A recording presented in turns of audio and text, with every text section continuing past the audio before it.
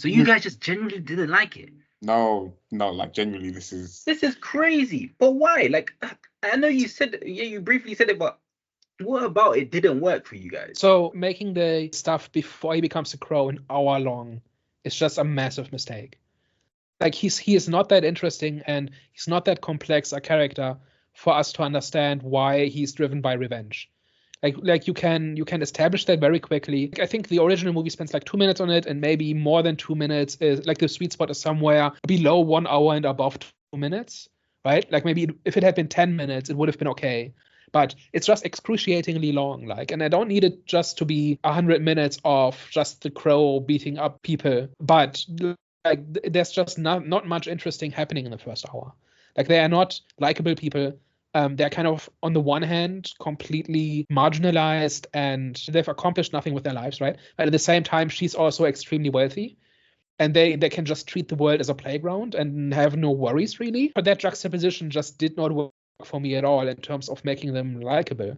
Like if they were struggling to pay rent or if they're working terrible jobs just to have a job, that would make them more likable a little bit. Like they're still really unlikable as people. But the fact that they're also so wealthy that they can just get high and go dancing all day and night, and that's all they do with their lives, makes them extra unlikable, at least to me. It doesn't help that Shelley's character was so monotone anytime she was like speaking. Yeah. It just sounded like she was just like so slow in everything that she was saying. Like she literally had like one emotion for everything, and it was just like so grating every time like she was like speaking in this movie. And again, for something that's meant to sort of really motivate the character, and this is meant to be like his driving force, again, you just have to sell it better than what they did in this movie. And it just it just wasn't convincing. And like Daniel said, it was just like kind of like hard to, and like they spent too much time of sort of them trying to like sort of trying to show this love by them just like sleeping with each other in like loads of different places. And I'm like, okay, like this is not going to pull on the heartstrings of people by just like showing them like sleeping together in like bathtubs or like in the bed and this, that, and the other. What's actually quite interesting, I know, Daniel, you didn't like juxtaposition, but it's actually quite interesting because you do have like those like rich kids who like maybe have too much freedom in this world, and they end up going bad and they end up like sort of down in like a dark path of like doing drugs and this, that, and the other. And then you have like this one kid who kind of grew up poor, looks like he grew up in like a trailer home or whatever.